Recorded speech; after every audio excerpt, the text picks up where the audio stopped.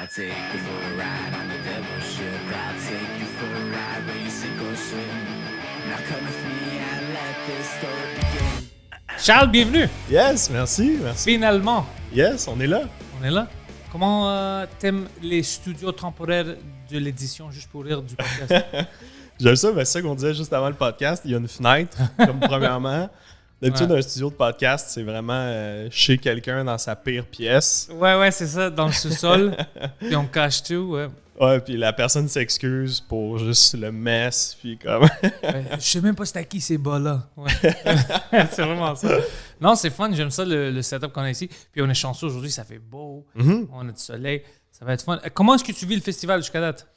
Ben moi, j'ai fini mon gros stretch hier. OK, alors maintenant t'es off. Ouais, pour le festival, je suis off. Dans le fond, moi, hier, c'était mon gala juste pour rire.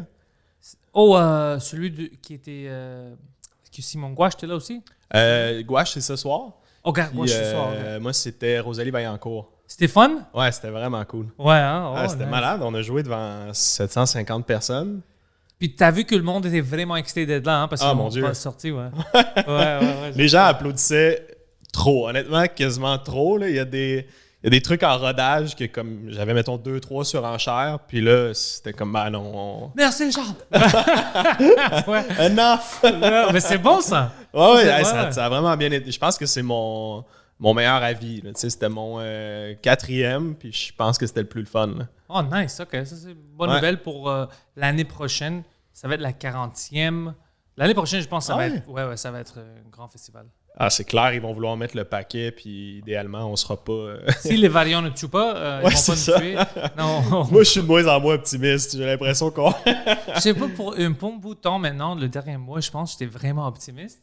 Puis hier, on faisait un podcast, puis dès qu'on a terminé, il y a du monde qui travaille ici qui ont sorti, puis ils commençaient à dire « Je sais pas si tu as vu qu'est-ce qui se passe dans les autres villes, aux États-Unis, Los Angeles, il y a un autre variant, il y a le monkeypox, c'est une autre chose qui est venue de la Nigérie, il y a plein de choses. » Ils étaient comme tout, ils paniquaient. Moi, j'étais comme « What the fuck, qu'est-ce qui se passe? » Qu'est-ce qui se passe dehors? Moi, j'étais heureux. Je pensais qu'on a passé ça. Puis maintenant, tu me dis qu'il y a plein d'autres choses. Mais je sais pas qu'est-ce qui est vrai pour paniquer. Puis qu'est-ce que c'est juste... Tu sais, on prend une histoire puis on l'agrandit à cause qu'on a passé tout ça pendant une année. Ouais, je pense qu'on est anxieux encore que Ouais. ça réarrive. Là. C'est clair, mais en même temps, ça évolue tellement vite. Que moi, j'ai l'impression que l'humain évolue plus assez rapidement pour. Pour toutes les microbes et tout ça. Tu penses que c'est ça? Ouais. Peut-être, on ne sait pas. Comment est-ce que tu as rentré dans le stand-up, toi? Parce que je demande ça à tout le monde. Ouais. C'était quoi qui t'a motivé? C'est un concours de circonstances d'une certaine façon. Moi, j'ai commencé vraiment jeune. Là. J'ai fini l'école de l'humour, j'avais 21 ans. Oh, OK. Fait que je suis rentré à 19 après mon cégep. Fait que Pourquoi est-ce que tu voulais rentrer à l'école? pour moi, c'était comme le chemin naturel, classique. Puis, tu sais, justement, j'avais 19 ans. Fait qu'on dirait que le chemin des bars puis de juste jouer, il n'existait pas vraiment. Tu sais, on dirait que dans ces années-là, au Québec, ça commençait. Tu sais, t'as un Julien Lacroix qui, 2 ans plus tard, comme a réussi dans ce parcours-là. Maintenant, on ne peut plus en parler, Julien, évidemment. mais c'était pas un parcours Ça, qui c'est pas existait. fini encore, toute cette histoire-là? De Julien? Ouais. Ah, ben, je pense que c'est plus calme, là. Puis, tu sais, il s'est retiré, puis il fait ses affaires, là. Mais. Je rentre pas dans le détail des tabloïds. Mhm. Alors, c'est juste qu'est-ce que j'entends des personnes. Alors, je connais jamais toutes les fausses histoires, Mhm. mais j'avais l'impression que ça commence à diminuer, mais peut-être pas. Je sais pas, tu sais, c'est comme arrivé en même temps que Marie-Pierre. Marie-Pierre est revenue un peu. Ce que je trouve particulier, là, tu sais, pour être franc, mais. Elle est retournée un peu vite, non? Ouais. Elle avait fait, c'est ça. Mais en fait, c'est ça le problème, c'est que c'est la fin qui l'a mené à agir comme ça. Tu sais, fait que, tu sais, genre, c'est ça. tu peux pas retomber là-dedans, là, mais bref. OK, alors toi, tu rentres dans l'école, tu as dit, OK, je vais aller là-bas, c'est mon parcours, je veux vraiment Ouais, puis tu sais, apprendre des choses. je viens d'une famille, mettons, tu sais, moi, mes parents voulaient que j'aille à l'école, là, idéalement. Là. Comme j'ai toujours eu relativement du succès académique. Fait que, tu sais, eux autres, c'était comme, va à l'école, c'est une bonne place, c'est encadrant. Puis quand t'es jeune, ça vaut la peine. Plus tard, j'ai l'impression que tu perds peut-être un peu ton temps. Là. Mettons, passer 30 ans, comme, va juste travailler tout de suite. Mais à 19 ans, ça dérangeait pas de comme être Perdre dans une bulle pendant 2 ouais. ans. Non, c'est ça. Puis, fait que ça a commencé là, mais avant ça, j'étais pas vraiment... j'allais pas vraiment vers l'humour. J'avais comme pas ce tempérament-là. Puis au secondaire, on avait genre 3 choix. On avait art plastique, on avait musique, puis art dramatique. Et moi, j'étais la première année où le programme d'art dramatique a été créé, tu sais. Puis je l'ai pris un peu par dépit de comme, je suis pas bon dans les 2 autres, puis on va prendre ça. Mais t'aimais ça, l'art dramatique? Ils t'ont fait quoi, des pièces de théâtre, des choses comme ça? Ouais, c'était une pièce par année, puis beaucoup d'impro. C'était surtout de l'impro. Puis, tu sais comment les gens sont au secondaire, là, juste sont, Wow. sont trop gênés d'aller en avant, tu sais. Puis moi, j'étais juste comme, ben, je vais y aller, tu sais, je vais prendre le... Puis t'étais déjà drôle?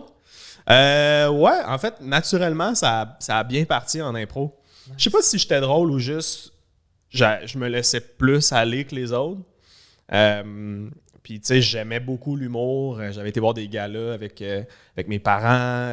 J'aimais beaucoup Louis-José Hood à l'époque, tu sais.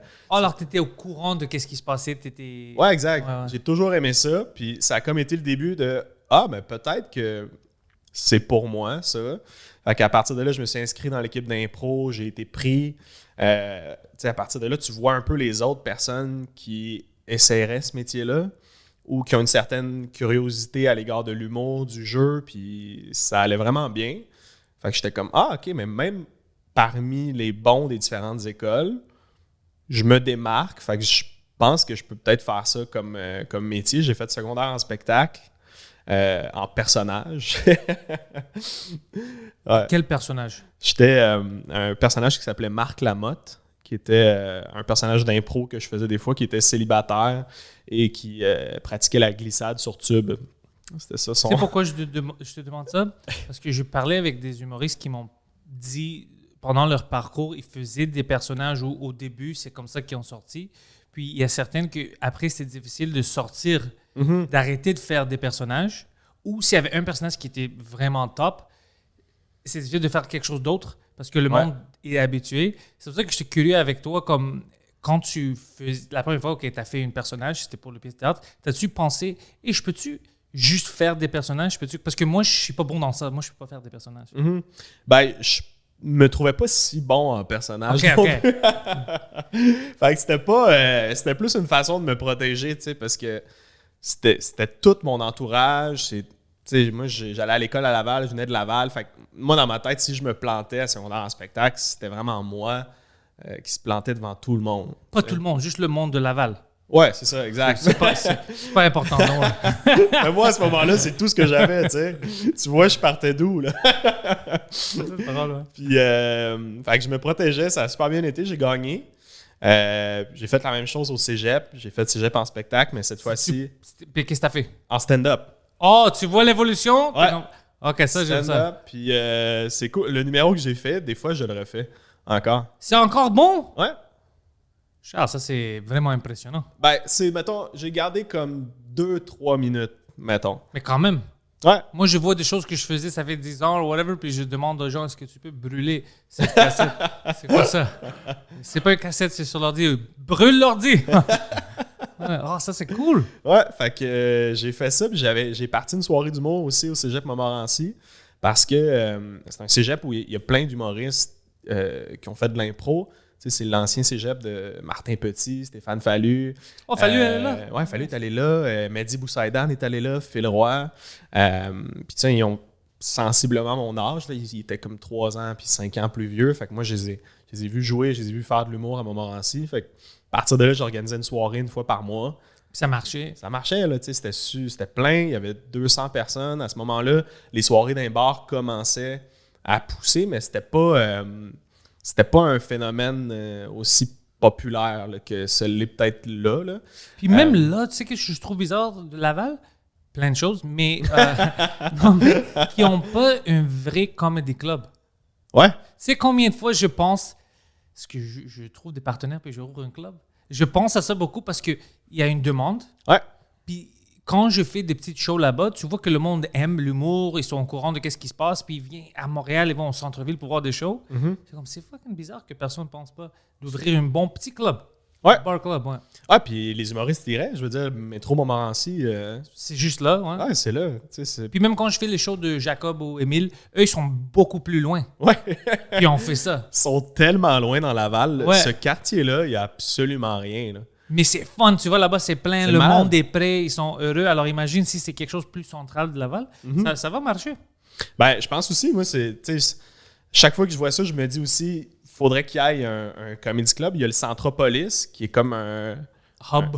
Un petit hub. Je sais pas si ce serait la bonne place vu qu'il n'y a pas le métro. Mais dans ce coin-là, là, moi, je pense que ça fonctionnerait. C'est là où, dans ma tête, je la vois aussi, comme proche de là où, de l'autre côté, il y a les comic books ou le Rockaberries. C'est quelque part là-bas, ouais. Saint-Martin, ouais, ce serait une bonne idée. Il y a tous les gens de Sainte-Thérèse, Rosemère, même Saint-Jérôme. Là. Si tu habites à Saint-Jérôme, là, tu vas pas au bordel à Montréal. Là. Mais Laval, Laval, ça, ouais, ça se passe. Ouais. ça serait possible. Même moins qu'une demi-heure, je pense. Ouais. Pour aller jusqu'à là, s'il n'y a pas de trafic. Ouais, c'est ça. Même moins, ouais. Trafic, ça, c'est une autre. T'as-tu déjà joué à Saint-Jérôme? J'ai-tu fait des. Oui, j'ai fait un show à Saint-Jérôme. Dans le temps, il y avait une espèce de soirée d'humour qui était animée par Ouellette. OK. Mais c'est flou dans ma tête. Là. C'était le genre de soirée où, comme.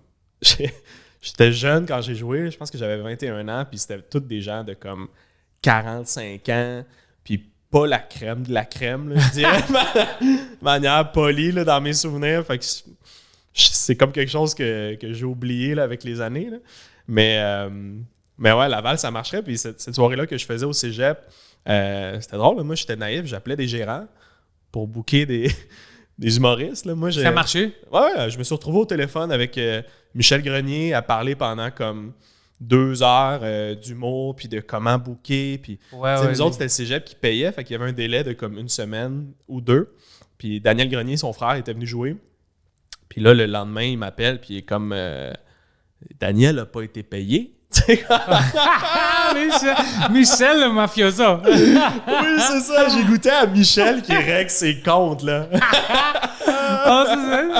C'est drôle, c'est fantastique. Je pense à Michel maintenant comme hey, Daniel, t'es pas payé. C'est que ça veut dire ça? pas, ça, là. Ouais, ça se fait pas. Il va se faire payer. D'une façon ou de l'autre, il va se faire payer. Attends, Michel. Puis tu devrais le dire, hey, écoute, c'est 2 semaines, ça va prendre 2 semaines. Ouais, c'est ça. J'étais comme, c'est le cégep, là. Excuse-moi. Ça s'en vient, ça. Je disais, je jouais à Saint-Jérôme avec Mike, puis j'aime les personnes là-bas. Ouais? Ouais, c'était beaucoup de fun. C'était chaleureux.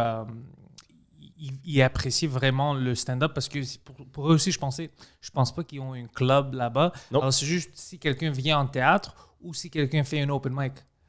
Alors, oui, il y a des places que des clubs peuvent marcher, mais moi, je pense à Laval là-bas parce que c'est au milieu. Ouais. Tu vas avoir toutes les régions autour. Ouais, moi, je pense qu'il y a de la place pour au moins 2-3 autres clubs là, au Québec. Là. Oh, ouais, bien Je pense un autre à Montréal, assurément. Ben là, ça s'en vient, je pense, d'une certaine façon, là, mais comme il y aurait de la place pour en avoir plein. Même des villes, là, genre Sherbrooke, il y a plein d'étudiants. Je suis convaincu que ça marcherait, même un 50 places. Là, moi, des fois, je pars en voyage aux États-Unis, puis j'arrête dans des petites villes, puis il y a un club qui est tout petit, puis c'est vraiment cool, là, ça marche. Hein. Ça, c'est une bonne idée. On va le dire, par exemple, Sherbrooke, tu as un club, puis tu as toujours des humoristes qui viennent de Montréal, mais tu ne les annonces pas. Comme au bordel, ils n'annoncent pas qui va être là les fins de semaine. Alors, les étudiants, ils vont là-bas, ils ne savent pas. Oh, Charles Pellerin ici, Mike Ward, tu sais jamais, mais c'est toujours une expérience. Ça, c'est une bonne idée. Ouais, puis tu passes moi, je passerais le week-end. Là. Si tu arrives le jeudi, puis tu repars le samedi, puis tu as fait 6 spots ou même 8 spots, ça vaut la peine. Là. Ouais, c'est quoi l'affaire? C'est maintenant, le monde ils ont plus peur de commencer une business. Avec tout ce qui s'est passé, avec l'argent et tout ça, c'est plus difficile. Ouais. C'est vrai, mais on est quand même chanceux. À Montréal, il y a plein de rooms que le monde fait, des salles le monde font pour du stand-up en français. Puis en anglais aussi, on a le frère de Sugar Sammy, Sid. Ouais. Lui, il met plein de shows. Il fait plein de shows, puis ils sont tous bons. Il y a plein de gens qui viennent. Alors, on est quand même chanceux. On a d'opportunités pour pratiquer, pour jouer. Mais ouais, si tu sors un peu, c'est difficile de tester tes jokes. Si tu habites à Sainte-Thérèse ou puis tu es humoriste, c'est vraiment difficile d'avoir le temps. Ouais. Faut que tu remplisses la salle, faut que tu aies comme déjà un public, tu sais, tu peux Puis pas... c'est difficile. Comment est-ce que tu as déjà un public? Tu dois Non, c'est commencer ça. par zéro, comme tout le monde. Ça te prend tes jokes, là, c'est Ouais. vrai. Mais tu vois, à Montréal, je trouve qu'on est comme... on est entre les deux. On a beaucoup de spots, mais pas tant que ça non plus. Tu sais, on dirait qu'on... Parce qu'on est trop, tu penses? On est beaucoup, mais c'est surtout, je pense qu'on a le barème du sold out. On dirait que si c'est pas toujours sold out, c'est quelque chose qui ne vaut pas la peine. Ouais, c'est un échec.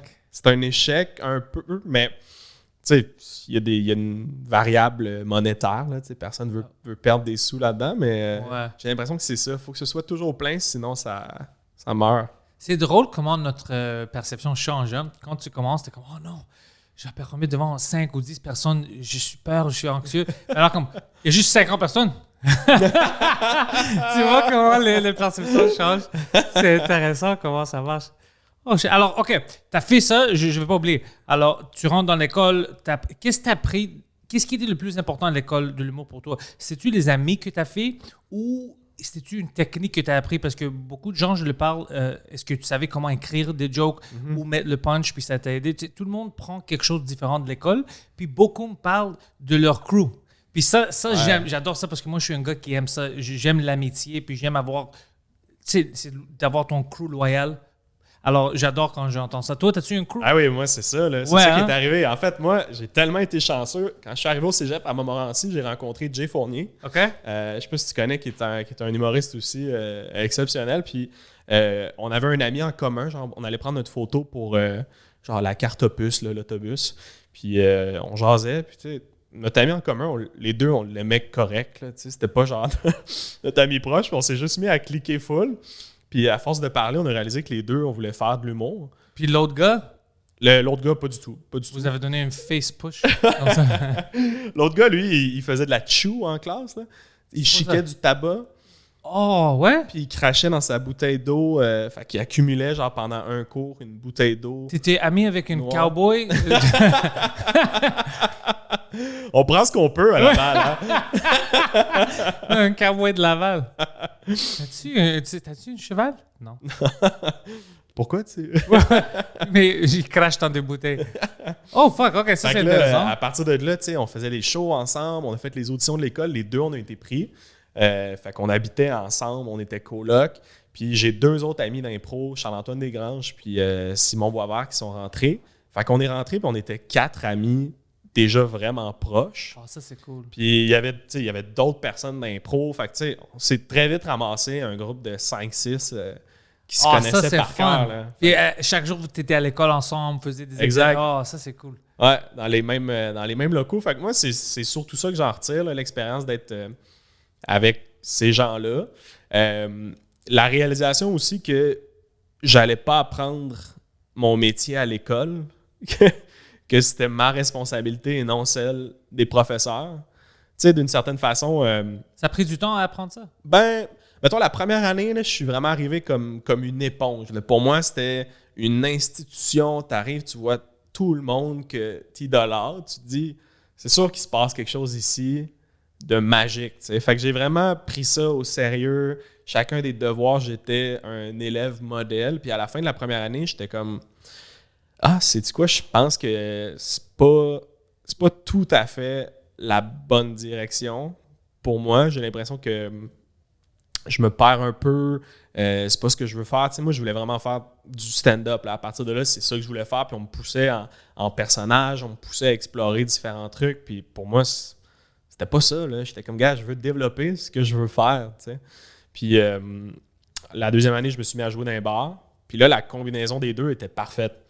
Parce que j'avais comme une espèce de... J'avais les bars où je pouvais roder. Puis j'avais l'école de l'humour où on me rappelait de penser un peu plus grand. D'avoir une démarche artistique, de penser à ce que je veux faire. J'ai pas le bon terme, mais d'essayer de rendre ça grandiose un peu, ou tu sais, comme Ouais.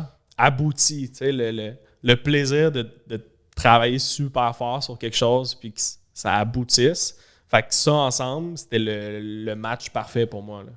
Puis les bars que tu jouais, c'était-tu toujours... t'as amené tes amis, c'était le même clic, ou est-ce que vous êtes séparés un peu, puis t'as essayé comme ta main, OK, je vais essayer de me booker là-bas, ou c'était en équipe, et on est booké là-bas, on va faire des spots. C'était vraiment seul. En fait, Mais tu vois comment ça change vite? Ouais, c'est fou. Ouais. Puis, tu sais, moi, j'étais dans ceux de ma cohorte qui voulaient vraiment jouer dans les bars, puis j'allais voir des shows à tous les soirs. Comme si je jouais pas, j'allais voir un spectacle, c'est sûr. OK. Puis mes autres amis, tu sais, il y en a 2 qui prenaient ça plus relax, mettons le soir, qui faisaient leur truc, qui chillaient, ce qui est correct aussi, là. Mais, fait que moi, très vite, je me suis mis à jouer, surtout avec mes contacts que je m'étais fait à Montmorency. On dirait que ça m'a donné un peu de vent dans le dos. Puis, c'est ça, tranquillement, tu sais, j'allais souvent au jockey. Je me faisais des amis. Tu sais, tu pouvais pas jouer au jockey pendant l'école, mais on m'invitait genre à l'open mic, comme des petits trucs comme ça. Tu peux pas pendant l'école? Non, c'était comme une règle qu'ils avaient mis parce que je pense que quand Phil Roy a parti la soirée, Charles Deschamps bookait, puis il était à l'école de l'humour. Fait que c'était comme, je veux pas booker les pas bons de ma cohorte. Fait que si je book les bons, j'aurais pas le choix de booker eux autres aussi. Oh, ça, c'est drôle. Mais, fait quoi, j'ai commencé à jouer dans les bars de plus en plus. Puis, tu sais, à l'école de l'humour, il y a 3-4 personnes que l'école poussait beaucoup. Puis, j'en faisais pas partie, mais à l'extérieur de l'école, j'étais lui qui jouait le plus. Oh, intéressant. Fait que les gens étaient comme, ah, t'es-tu dans la cohorte de Charles, tu sais? Parce que j'étais la seule personne qui voyait jouer. Ah ouais. Fait que quand je suis sorti de l'école, moi, jour 1, je toi, jouais t'étais prêt. régulièrement. Là, j'étais prêt, j'avais un bon numéro. Puis à partir de là, ça n'a jamais arrêté. Là. Oh, ça, c'est fucking cool. Ouais. Ouais, j'aime penser à ça. Mais c'est ça que le monde doit faire. Puis c'est difficile pour nous de dire ça à des personnes parce que c'est une job vraiment unique. Mais moi, j'ai arrêté. Moi, en anglais, ils n'ont pas ça. C'est l'École nationale d'humour. Alors moi, c'était vraiment, je travaillais à temps plein. Puis pendant, tu sais, le soir, toutes les salles que je peux aller faire du stand-up, même si c'était pas le Comedy Nest, j'étais là. Je me bookais partout. Si c'était une bar, whatever. Alors, je travaillais à temps plein. Tu travaillais où? Je travaillais, j'avais plein de jobs, mais j'étais au EA, je faisais des jeux vidéo. Après ça, ouais. je travaillais dans une compagnie, on faisait des applications mobiles. OK. Toujours dans le tech, toujours dans ça. Puis, je me souviens, en 2007 ou 2008, j'avais commencé l'université à Concordia. Alors, quand je travaillais à temps plein, je faisais du travail, école, puis après, quand j'avais commencé le stand-up, c'était travail, école, puis du stand-up. Puis des fois, dans la même journée, je travaillais jusqu'à 5-6 heures. J'étais allé à Concordia, à Guy, je faisais le classe que j'avais pendant le soir. Puis après, à 10 heures, je peux aller là-bas. Alors, je suis allé faire du stand-up. J'étais fatigué chaque jour, mais j'arrêtais jamais. Ah, c'est la plus belle vie que je peux imaginer, moi. Oh non, j'étais fatigué. Mais tu sais quoi? Pour moi, c'était la plus belle vie. J'étais heureux. Exact. J'étais vraiment heureux. Exact, parce que tu pouvais jouer. Fait que toute ta journée, tu avais tes trucs, mais tu le faisais en pensant à la fin de ta journée. Ouais. Puis, à cause que je travaillais à temps plein, je pouvais payer tout ce que j'avais à payer. Tu sais, mon loyer, je conduisais. Mais mes amis que je fais du stand-up, qui, eux, ils voulaient pas travailler à temps plein ou ils voulaient pas travailler du tout pendant la journée, eux, c'était plus difficile. Mais moi, au moins, j'étais fatigué, mais je savais que je peux manger le lendemain. J'avais pas besoin qu'ils me payent les 20 pièces pour le spot ou whatever. J'étais d'accord. Mais c'était beaucoup de travail. Ah, c'est clair. Puis ces gens-là qui n'avaient pas de job, est-ce qu'ils ont arrêté la plupart? La plupart, ouais. Puis c'est drôle parce que un de ces gars que j'avais commencé avec, il me parlait avant, je pense, 6 mois.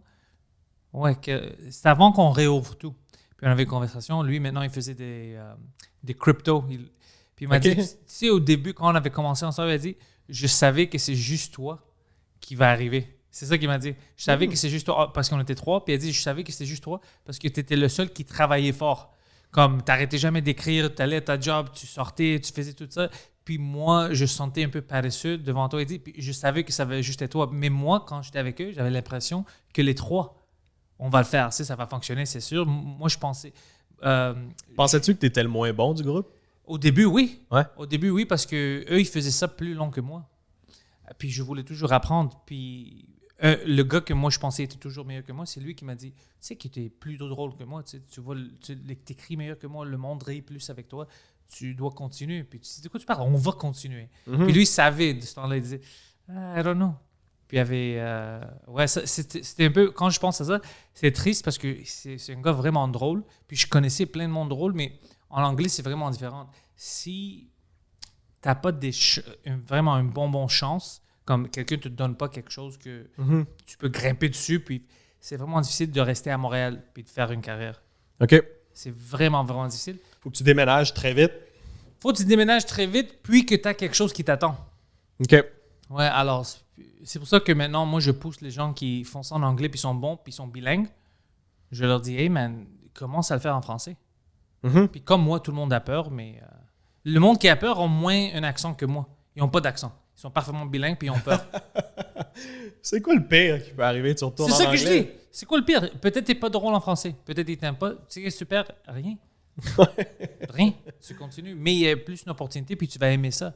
Non, non, tu sais, mais je pense que je peux motiver assez de gens. Puis j'aime faire ça parce que je vois même des commentaires dans les podcasts, les gens anglophones qui me suivent, qui disent je pratique mon français maintenant à cause de toi, parce que tu sors les Frenchcasts, tu sais, c'est bon. Puis ça, c'est bon.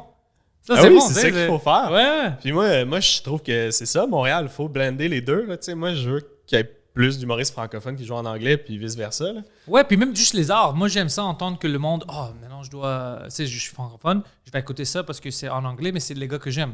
Je suis anglophone, il fait des podcasts en français, je comprends le français, je vais commencer à écouter ça. Ouais. Parce que tu tombes sur d'autres artistes. Tu sais, ils aiment l'inviter. Tu sais, qu'est-ce qu'ils font? C'est automatique, ils vont te suivre. Après, toi, tu postes quelque chose en français, ils rient, ils like, ils share avec leur ami. Ouais. Et après, il y a un autre ami qui dit shit, tu t'es jamais rentré dans la scène française, je savais pas qu'est-ce qui se passe. Ça, c'est drôle, je rentre dans ça. Puis, tu crées un écosystème des gens qui regardent puis aiment les deux, comme dans ma tête, ça devrait être à Montréal ou à Québec, au moins. Puis, ils font ça automatiquement. Puis, j'aime ça. C'est cool, ça. Ouais. C'est vraiment cool. Je suis un peu de même aussi. Genre, tu sais, moi, mettons, dans mon cercle d'amis humoristes, j'étais toujours celui qui poussait un peu les autres à essayer des trucs comme ça. Tu sais, même mes amis qui sont rentrés à l'école d'humour, tu sais, ils hésitaient à faire de l'humour, à devenir humoriste, puis je voulais les pousser aussi parce que je les trouvais plus drôles que moi, somme Ouais, toute. ouais. Là. Ce feeling-là, moi, je sais pas toi, j'ai le feeling que ceux qui sont trop bons dès le départ ou trop naturellement, c'est comme un curse parce que sont plus drôles que ce qu'ils vont écrire. Ouais. Il y a ça. Puis, si quelqu'un est trop drôle, parce que moi, au début, j'avais un peu de succès. J'étais assez drôle, mais j'avais toujours peur de ne pas. Parce que pour moi, c'est tout différent. Moi, je pensais pas que je vais être drôle sur la scène. Alors, pour moi, j'avais un complexe. OK. Chaque fois que je faisais une bonne set, je disais, OK, le prochain va être de la merde. Tu sais, j'avais un grand complexe avec ça pour des années. Je savais pas comment gager ça parce que je savais pas pourquoi le monde riait. Je sais que c'était drôle pour moi ou pour mes amis, mais je comprenais pas comment est-ce que toi, tu comprends qu'est-ce que je dis. Je pensais que je vis ça toute seule. Alors, je comprends tout de suite. Ça m'a fait apprendre plein de choses de comment on est vraiment, on est tous pareils, comme on a beaucoup de choses qui overlappent. T'es un gars, t'es une fille, t'as 70 ans, t'as 20 ans, on a plein de choses en commun. Puis ça m'a fait vraiment réaliser ça. Quand je regardais quelle face rit, je me dis, ça c'est bizarre. Je pensais pas que c'est avec elle que ce joke-là va connecter, mais Oui. ça connecte. Puis on apprend plein de choses à propos du monde Ouais. en faisant du stand-up. Puis ça m'a donné du courage. Je dis, OK, s'ils me comprennent, j'ai pas besoin à expliquer trop. Ça, c'est... on vit quelque chose de magique. Ça, puis j'ai commencé à voir le stand-up différemment. Puis je commençais à l'apprécier beaucoup plus. Cette connexion-là que tu as avec le monde quand il commence à rire, c'est quelque chose que tu ne peux pas décrire à quelqu'un qui ne fait pas le même job que nous. C'est vrai, puis je suis tellement d'accord. Là, comme l'âge, on dirait que moi, vu que j'ai commencé jeune, j'étais toujours intimidé par des crowds plus vieilles. Parce que c'est comme, qu'est-ce qu'ils vont tirer de ça? Mais en vieillissant, je réalise qu'on est la même personne plus vieille. Ouais. On reste cette personne-là, puis ça change pas trop. L'autre jour, en fait, il y a comme 2 mois, j'étais au Théâtre Sainte-Cathe, puis j'ai essayé une joke, c'était que des jeunes et genre une madame de 65 ans avec sa fille, genre, dans la salle. Puis je parlais de méditation, comme quoi, tu sais, la méditation, c'est juste repousser le moment ou dans ta tête, tu te dis que tu as envie de te tuer. Tu sais. Un sujet de hippie, ouais. Puis la seule personne qui a ri, c'est elle. Tu sais. Tu vois? Les autres étaient toutes mal à l'aise avec des jokes de comme penser à s'enlever la vie, puis elle était genre oui. Plein de fois. Crois-moi. Puis elle pointe avec elle. Crois-moi, plein de fois. Oh, fuck. Non, mais tu vois, c'est des moments comme ça, puis c'est difficile à décrire à des gens. Ouais. Mais moi, j'apprends à chaque fois que je prends la scène ou à chaque fois que je parle avec un humoriste, j'apprends quelque chose de nouveau. Puis je vois que ça termine jamais. Ce que je trouve qui est bizarre, mais d'une bonne façon, d'une belle façon, c'est que tous mes autres jobs que j'avais, il y avait toujours une sensation de quelque chose est complet, une fait accomplie. Si c'était un projet, on travaille sur un jeu vidéo, il y a une date, même si on doit le pousser à cause qu'il y a trop de bugs, mais il y a toujours une date que le jeu va sortir, puis une date que ça va être terminé, puis on commence sur un autre projet. Mais je trouve que l'humour, même si ton heure est complétée puis tu le filmes, il y a toujours quelque chose, des fois, je peux rajouter ça à ce joke-là, ou même je crie trop pendant le début, je devrais pas. Il y a toujours quelque chose que tu apprends à chaque fois que tu parles avec quelqu'un ou que tu te vois, ça évolue. C'est vraiment, vraiment bizarre parce que ça n'arrive pas avec d'autres jobs, ça. Habituellement, quand tu as une start date, tu termines quelque chose. Même tu vends quelque chose, à 5 heures, c'est terminé, tu as vendu, on fait une restock. Mais nous, tu peux avoir une blague qui marche, mais tu adaptes et tu changes pour 1 an. Parce que oui, ça marche, mais je peux changer quelque chose. Il y a mieux, ouais. Oh, c'est fou! Mais c'est comme la meilleure chose et la pire chose en même temps, ça, parce que c'est le fun de finir quelque chose. Mais en même temps, tu sais, quand tu le finis pas, t'as le goût de creuser, tu deviens un peu obsessif avec ça, mais ça fait mal un peu. Ouais. Tu sais, c'est quoi mon truc, moi? Si tu veux vraiment terminer, tu le mets en ligne. Ouais. C'est pour ça que j'évite de mettre des choses que ou bien j'aime pas ou je pense pas qu'ils sont terminées en ligne, parce que si je le mets en ligne, là, c'est brûlé. Le joke est là pour tout le monde, c'est pas quelque chose que je peux refaire.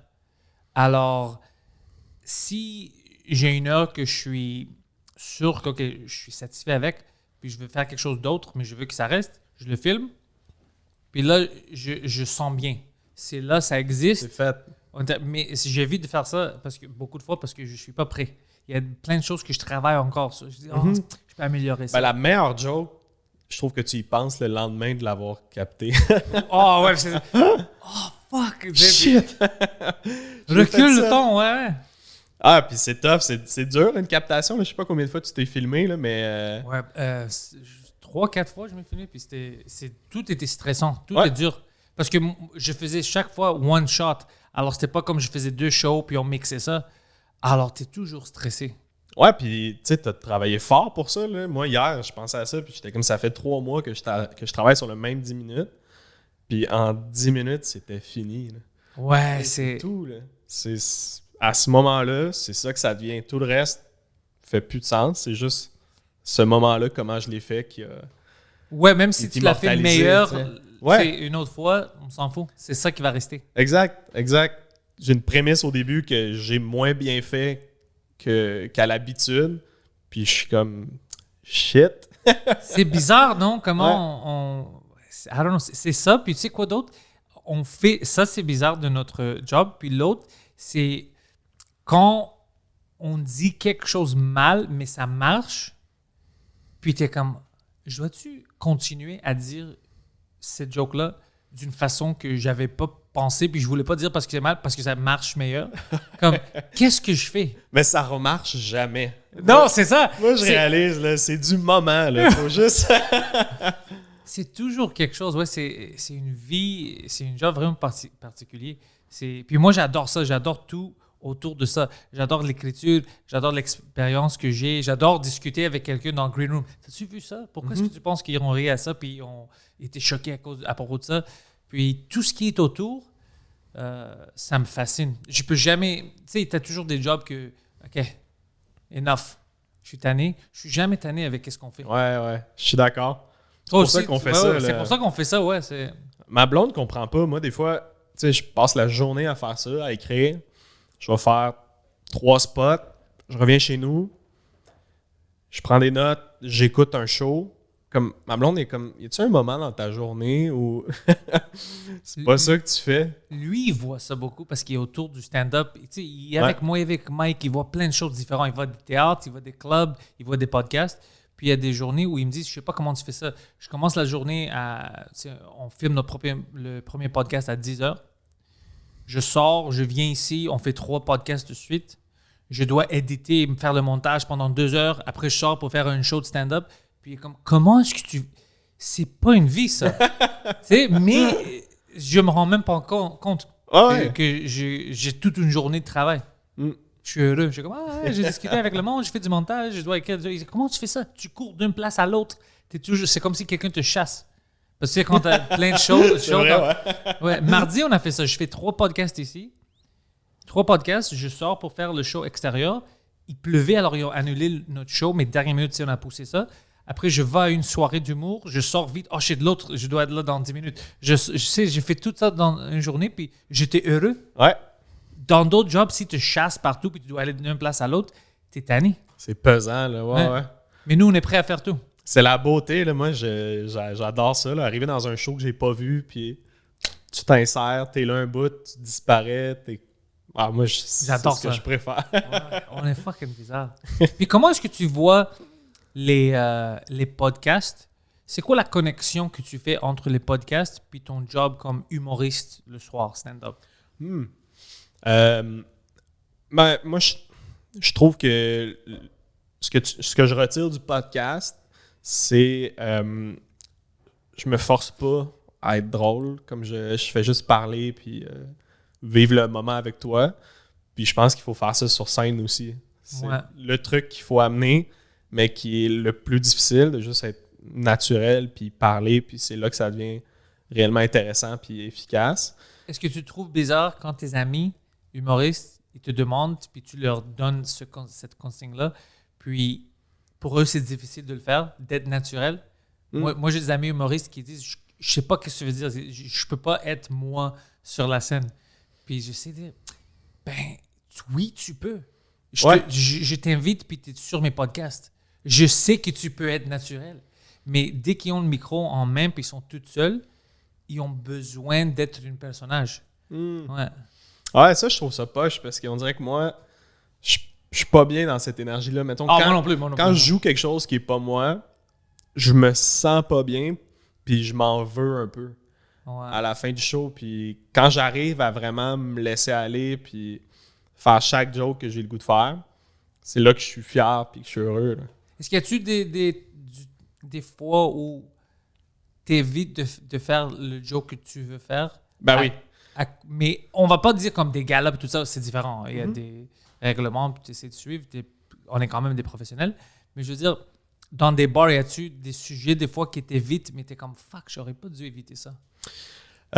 Ouais, parce que, mettons, ce que je trouve dur dans les bars, c'est que t'arrives au milieu de la soirée, puis les gens te connaissent pas nécessairement, puis t'as 10-12 minutes.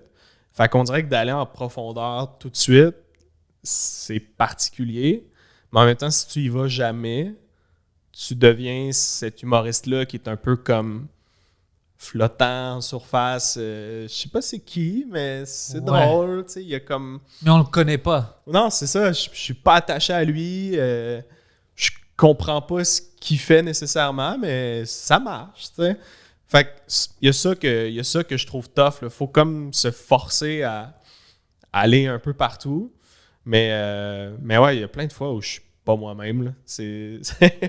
Ça revient trop naturellement parce qu'on dirait que quand tu arrives à être pleinement toi-même, c'est là que c'est le plus efficace. Ouais. Mais quand tu es à 95% toi-même, tu es dans une espèce de zone où ça marche pas du tout. Je sais pas si c'est clair pour toi. Là, mais... C'est 100% clair. Je pense dans ma tête puis je revive des moments. Tu sais, mettons, je te donne un exemple. Je trouvais que avant la pandémie, surtout, j'étais vraiment trop axé sur la réaction des gens. OK. Puis je regardais mon matériel, puis il y a plein de choses qui me faisaient pas rire du tout. T'sais. Des choses que je faisais, mais ça a juste déboulé vers ça.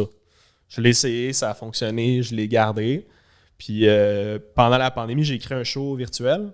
OK. Que j'ai juste qui marchait juste virtuellement. Juste sur Zoom, là. C'est tout ce que j'ai fait. Je l'ai rodé là-dessus, je l'ai capté sur Zoom. Tu sais, C'est juste pour Zoom. Ouais, hein? juste pour Zoom. Puis c'était mon but. C'était comme, je vais faire un show où la réaction des gens m'importe peu. Tu sais, parce que je vais pas les entendre. Ça, c'est intelligent Je vais comme pas stratégie. les voir. Puis à force de le faire, tu sais, je suis allé dans des zones où j'aurais pas été. Mais tu vois, à partir de comme la 10e date de rodage, ça revenait. C'était plus fort. C'était comme, faut que ce soit efficace, faut que ça les rejoigne. Fait que je trouve que c'est dur là, de trouver cet équilibre-là entre c'est vraiment ça que je veux dire, mais pour pouvoir le dire, il faut que vous riez à tel moment. Sinon, Puis pour que vous riez à tel moment, ça prend peut-être ça qui est moins moi, mais ça me permet d'aller plus loin dans moi. Fait que je trouve ça dur de jongler avec ça. Là. c'est dur. C'est dur. Moi, j'ai pas la réponse. Moi non plus. C'est pour ça que je demande. Des fois, je demande une question, puis le monde pense, oh, peut-être lui a la réponse. Non, c'est pas que j'ai la réponse, mais parce que je vis la même chose. Tu sais, il y a des fois où tu es comme, je sais où je veux aller, Mhm. mais c'est difficile de vous amener avec moi. Tu sais? Puis, c'est plus, si on veut le mettre vraiment simple, ça arrive vraiment quand tu n'as pas beaucoup de temps. Si tu as juste 7 minutes, c'est vraiment difficile de rentrer dans des choses plus dures, même si tu peux les faire drôles, à cause que si le public ne te connaît pas, tu dois prendre le temps de le laisser te connaître pour pour qu'ils puissent te laisser ouvrir la porte et vous rentrer ensemble. Sinon, c'est comme, je sais que si je l'amène là-bas, ça va marcher, mais c'est impossible de les amener là-bas sans qu'ils me connaissent Mhm. bien. C'est bizarre à dire, mais s'il ne te connaît pas assez comme personne, comme ton angle, Ouais. il y a des sujets où c'est trop difficile d'aborder avec eux. Ils te feront pas confiance. C'est ça. Ouais. C'est comme, man, quel métier de fou. C'est débile. Puis plus tu avances, plus tu veux pas te planter Ouais. parce que tu as été bon. Tu as réussi à être bon. Fait que là, tu veux pas vivre une soirée où ça marche pas du tout. Tu sais, qu'est-ce que je fais des fois? Quand je veux faire du rodage, je m'assume. Je dis, écoute, puis je dis au monde qui est avec moi, ça va pas aller bien. De quoi tu parles? Mais t'es bon, tout le monde va... Ça va pas aller. Écoute, ça va pas aller bien parce que je dois essayer des choses. C'est des choses... Je dois le faire. Je vais me planter. Je te dis maintenant, je vais me planter. Préparez-vous. Puis après, je sors, tu sais, parce que je me prépare mentalement. Parce que si tu as trop peur, tu retournes à les choses que tu sais qui vont marcher. Mais si tu testes pas, si tu pousses pas un peu tes limites, tu évolues pas. Alors, tu dois être prêt à mettre ton ego un peu, tu sais, à côté et dire, écoute, je dois perdre. Ce soir, je dois perdre. Mais à cause que je perds ce soir, je vais gagner plus tard. Ouais. Mais ça m'a pris du temps à accepter ça. Au début, j'avais peur. Quand je faisais bien, je sais, je veux tester quelque chose, mais je peux pas parce qu'ils vont penser que je suis pas bon, puis tout ça. Puis maintenant, je m'en fous. Je dis, non, écoute, fuck ton ego, on oublie ça. Tu sais, moi, mon préféré, c'était toujours Eddie Murphy. Lui, je suis sûr qu'il s'est planté de qu'est-ce que je sais avec ses histoires, puis c'est une des meilleures. Louis C.K., n'importe qui, il se plante. Ah ouais, c'est ceux qui se sont le plus plantés. Là. Moi, je suis pas quelqu'un meilleur que eux. Alors, moi, je vais être, tu sais, une élitiste. Oh, ça arrive pas. Moi, non, oublie ça. Non, tu dois pratiquer, man. C'est vrai, même Louis, dans sa série, il y a des clips de stand-up filmés, puis ça se passe pas Puis toujours c'est des bien. vrais clips. C'est Ouais. des vrais clips au Cellar, ouais. Ouais, exact. Puis l'autre place, c'était-tu je pense que c'était le Carolines? Ou, Ouais, Caroline, ouais. Puis il y a des fois où c'est comme... Alright, good. Mais tu dois vivre ça. Je pense pour devenir la meilleure version de toi-même, tu dois être prêt de détruire la moins bien version de toi. Tu sais, comme un upgrade. Tu peux pas avoir une upgrade si tu veux garder le vieux. Tu dois te séparer. Mais ça fait mal. Parce que pour nous, pour faire la séparation, on doit prendre des claques. C'est nous, Oh, là. man. Moi, Ouais. j'ai de la misère à dissocier les deux. Là. Si j'ai eu vraiment un mauvais show, là, un show qui a mal été, je reviens chez nous, puis... Oh, moi aussi, ça me fait... Oh, je dis pas que je suis cool avec. Ça me fait mal. Puis, tu sais, je suis après dans le green room, puis je dis, fuck, ça fait mal. Mais je dois le vivre, sinon, je ne vais pas évoluer. Puis... Mais je sais pas que c'est facile pour moi. Moi, c'est vraiment difficile. Parce que je sens que j'ai déçu le monde, tu vois. Ouais. Ils sont déçus. Je suis comme, fuck, j'aurais pas dû faire ça. Faut comme arriver à avoir du recul là-dedans pour que les gens le sentent. Là. Les gens aiment quand même ça quand on se plante vraiment puis qu'ils savent qu'on est bon. On dirait qu'il y a ça que... Ouais, parce que c'est jamais, je dois dire, les dernières années, tu deviens un professionnel, c'est jamais comme full plantage. C'est jamais comme c'est qui lui, c'est affreux. C'est plus que c'est pas vraiment à tes standards à toi. Ouais. Puis, tu sais qu'est-ce qui est bizarre? Tu te plantes dans ta tête, tu dis, ça c'était pas bon. Mais il y a plein de fois où moi, je n'étais pas heureux avec, mais le monde, ils savent pas que moi, dans ma tête, j'ai mes standards à moi. Alors, eux, ils étaient heureux. Ils disaient, c'était drôle. Puis je dis, non, c'était pas bon. C'est de la merde. De quoi tu parles? On riait, c'était du fun. Là, tu changes tranquillement leur perception. Tu sais pas de quoi tu parles. C'était pas bon. Puis après, t'as l'air d'un C'est comme psychopathe. écrire à une fille qui t'invite sur une deuxième date. Ah non, désolé. Je sais que c'était pas allé bien. Non, c'était allé bien, c'est pour ça que je vais faire une deuxième date. Honnêtement, non, j'étais vraiment bizarre. Ouais, c'est ça qu'on fait. Écoute, Charles, toi, la place préférée où tu veux que le monde te suit, c'est où? Instagram. Instagram? Ouais, Instagram, c'est le best. Puis ça sort quand? Cet été, automne? Ça va à sortir suivre? dans une semaine, je pense. Ah, ok, Parce cool. qu'ils ont plein d'épisodes, ouais. Cool. J'inviterai les gens. J'ai commencé à faire des shows extérieurs. Où ça? Un peu partout. Ça s'appelle le Chaise Pliante Tour. OK. Puis on s'en va dans des vergers, des vignobles, des cidreries. Puis pendant tout le mois d'août, puis tout ça, ça va arriver? Ouais, jusqu'en septembre. Ah, parfait, peut-être OK, ils même vont voir octobre. ça, ouais. Puis t'amènes ta chaise, on joue dehors, il y a des autobus pour faire le décor. Puis that's it, tu viendras jouer. Ah, ouais, bien sûr. Quand Ouais. est-ce que tu veux, je viens. Ah, ça, c'est cool. Ouais. Ben, tous tes liens sont déjà dans la description. Moi, je demande toujours c'est quoi ta place préférée parce qu'il y a toujours quelque part qu'un humoriste est plus actif. Mhm. Alors, je demande ça. Mais tous les liens sont dans la description. Charles Pellerin.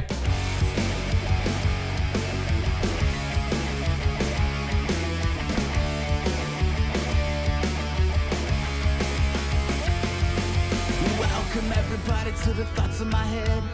All my confessions are the latest trend. I'll post them on my feed for